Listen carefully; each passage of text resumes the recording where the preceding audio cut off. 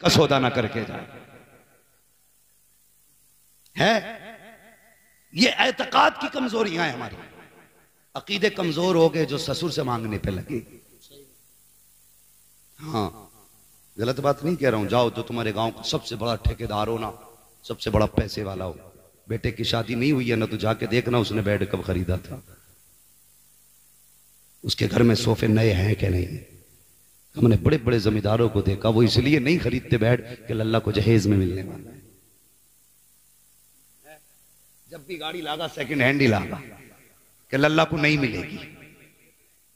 हाँ, अब तो बड़ी लंबी नियतें हो रही हैं। बुलेट क्या, अब तो बुलेरो पे कहानी पहुंच गई है। बुलेट वो चलाएगा जिसके दोनों पैर होंगे, और बुलेरो में वो बैठेगा जो कतई बताज होगा। हालात देखिए कि मैं गलत नहीं कह रहा हूं, इल्ला माशाअल्लाह ज़हने देखे हमारी ज़हनियत। हमने इसलिए सोफे नहीं खरीदे कि बेटे को मिलने वाले, दादी के जहेज के मिले हुए बर्तन। एक जगह तकरीर करने गए ना, तो एल्युमिनियम का तबाक, उसमें 36 गड्ढे। हमने कहा ये कब का? कि हमारी अम्मा के जहेज का है, और खुद पोतों वाला था। कह रहे अम्मा के जहेज का, इतने पुराने चला रहे, लेकिन नहीं ला सकते। हाँ, डिनर सेट नहीं लाएंगे खरीद के, क्योंकि बेटे को मिलने वाला है। यह एतकाद हमारे कमजोर हो गए। भला तब नहीं होता जब ससुरालिये देते, भला तब होता है जब खुदा देता है। बेशक, ये याद रखिए, भला तब होता है जब खुदा देता है। फिर ससुराल की तरफ मुंह करके बैठा, कब मिलेगा, कब मिलेगा। मोहल्ले वालों की गाड़ी से ड्राइविंग सीख रहा है, क्योंकि ससुरालिये देने वाले। हमारी कौम की सच्चाई है, ड्राइविंग सीख रहा है कि यार बब्बू तू सिखा दिए। कहा क्योंकि मेरा रिश्ता हो रहा, चल गाड़ी की बात चल रही है। तेरे बाप ने खरीद के रख दी थी ना जायदाद, इसलिए हम करते हैं। भाई लड़की वाला अपनी मर्जी का मालिक, चाहे तो सारी जायदाद उठा के दे दे, उसकी मर्जी है। घर उठा के दे दे, उसकी बेटी है। तू कौन होता है डिमांड करने वाला? आज अल्लाह माफ करे, ये रिश्ते कराने वाले भी कम नहीं है। जब तक बेटे का रिश्ता नहीं होता, पूरा हाव भाव बनाया जाता है, माहौल बनाया जाता। कहते हैं जी 90,000 कमा रहा लड़का, 80,000 इस महीने डाले हैं। खास करके बीच वाले को बुला के कहा जाता है, सुन तो सही, रिश्ता बाद में कराना। तुझे पता है इस महीने की इनकम मेरे बच्चे की क्या थी? का 1,05,000 डाले हैं। और जब इसी बेटे की शादी हो जाती है, फिर 4 लोग बैठ के कहते हैं, समधी साहब जरा दामाद को समझाइए, आज तक 2 पैसे कमा के ला के ही नहीं दिए। अल्लाह जी शादी से पहले 80,000 कमा रहे थे, वो कुछ नहीं जी, वो तो हाव भाव बना रहे। वो खत्म था ही नहीं, खत्म कहां से होता? बेवकूफ बनाते ये बीच वाले लोग। काम अच्छा है, लेकिन शराफत से करो, जो सच है वो बताओ। तुम्हारे झूठ की वजह से कितनी बच्चियां बेघर हो गई। जब बाप ने सुना 10 लाख लड़की वाला देने वाला, उसने 3 की बात की थी, 10 तो उसने कहे भी नहीं थे। फिर मेहनत करके 5 कर दिए, फिर भी 5 का कर्जमंद रह गया। फिर बेटी को मारा जाता है, फिर कहा जाता अपने बाप से कहे जहेज पूरा करे। अल्लाह अकबर। ओ यार, दुआओं में रब से बेटियां मांगा करो। कितनी हिम्मत वाली होती हैं बेटियां। तुमसे भी गुजारिश है बापो, जब बेटियों के रिश्ते करो तो देखभाल के रिश्ता किया करो, सोच समझ के रिश्ता किया करो। आंखें बंद करके बेटी न फेंका करो। ये मत देख के पैसे वाला है बेटी सुख में रहेगी, बात वाला के बेटी सुख में रहेगी। बेटियां सुख में अमीरों के घर नहीं रहती हैं, बेटियां सुख में दिल वालों के घर रहा करती हैं। ये जरूरी नहीं है जिन पे पैसा होगा वो सुख में रखेंगे, सुख में उसके घर बेटी रहती है जो खुदा से भी डरता है, मुस्तफा से भी डरता। सुभान अल्लाह, सुभान अल्लाह, माशाअल्लाह, बहुत खूब।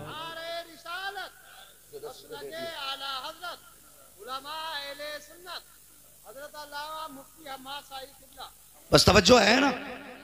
तो ये हालात हमारे हैं। हमने अमीर देख के दिया यार, दिल वाला देख के दे। बेटी बेटी होती है। जब तुमने रुखसत किया ना बेटी को, उसके बाद बेटी ससुराल जाती है। रुखसत हुई, लाल जोड़े में घर से गई, थके तो नहीं अभी सारे लोग तैयार हैं थोड़ी देर सुनने के लिए। जरा सारे कह दें या रसूल अल्लाह, अल्लाह सलामत। बेटी रुखसत होकर ससुराल गई तो पता चला है तो पैसे वाला, लेकिन जुए का शौकीन है। अल्लाह, है तो पैसे वाला, लेकिन शराब का रसिया है। बताओ सुख कहां से आएगा? बेटियां पिटती रही, रहती रही, पिटती रही, रहती रही।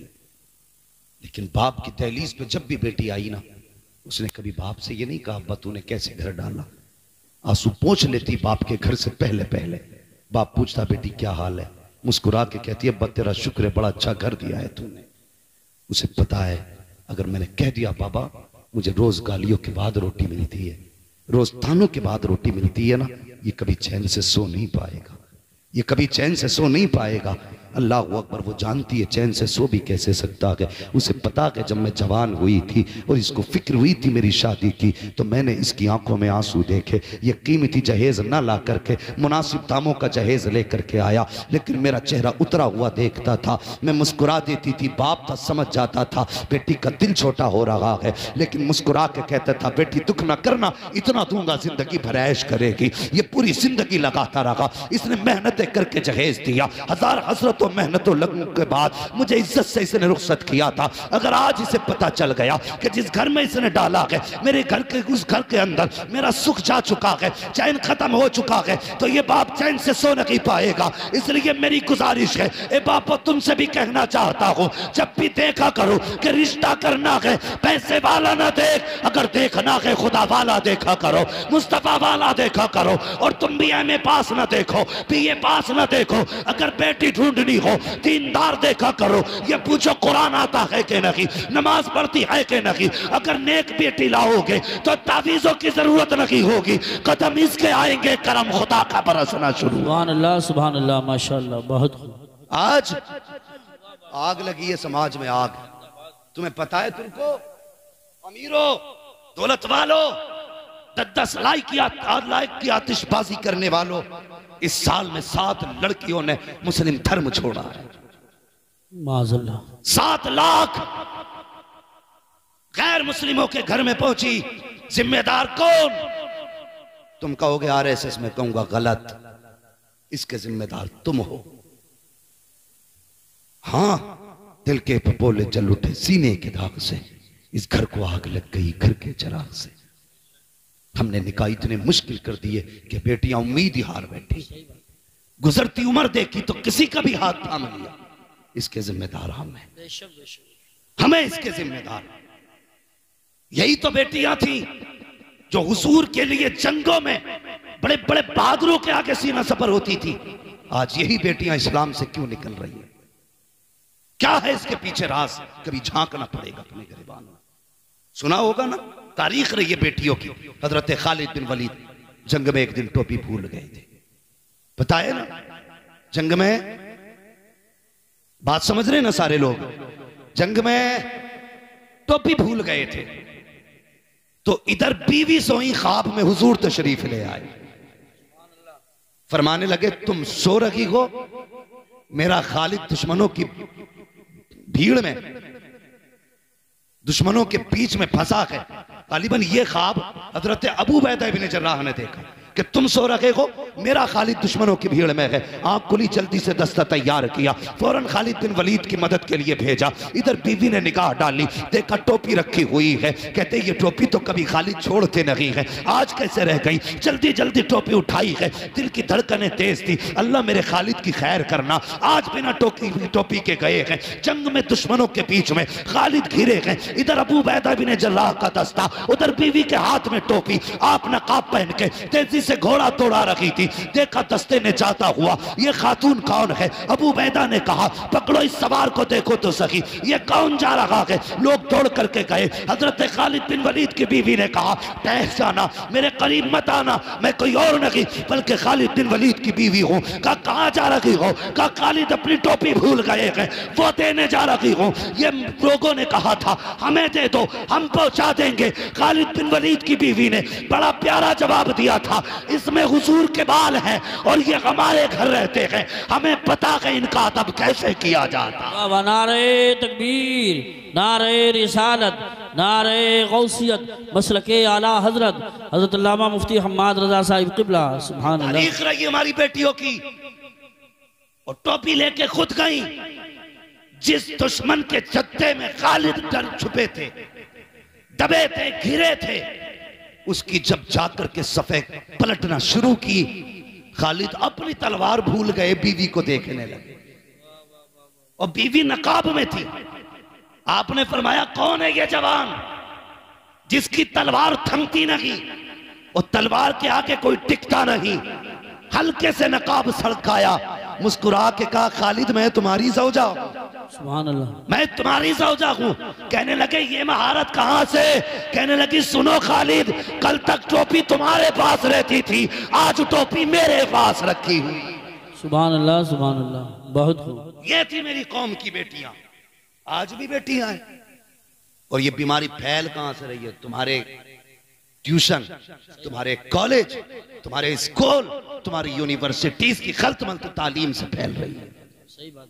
हम इसके मुखालिफ नहीं कि बेटियां MBBS ना बने, हम तो दुआ करते हैं हर बेटी MBBS बने। लेकिन बात बात पे बंदूकें निकालने वालों, बात बात पे तमंचे निकालने वालों, क्या तुमने अपनी कौम के बच्चों के लिए कोई CBSE कॉलेज कायम किया? कोई इंग्लिश मीडियम स्कूल बनाया? क्या तालीमी मयार है तुम्हारा? कौम के लिए क्या किया? 11 लाख झगड़े में उठा के फख्र से कहते हो पैसा चला तो चला, गया तो गया, इज्जत बच गई? नहीं, इज्जत नहीं बची। कसम खुदा की आज इज्जत गई है, सिर्फ तेरी गई है, कल तेरे घर की चली जाएगी। इस पैसे को सही जगह लगाओ, बच्चों को तालीम दिलाओ, स्कूल कॉलेज कायम करो और दुनिया को बता दो मोहम्मद के गुलाम किसी के मोहताज नहीं होते हैं, जो चाहते हैं अपने दम पे करके दिखाया करते हैं। सुभान अल्लाह, सुभान अल्लाह, माशाअल्लाह।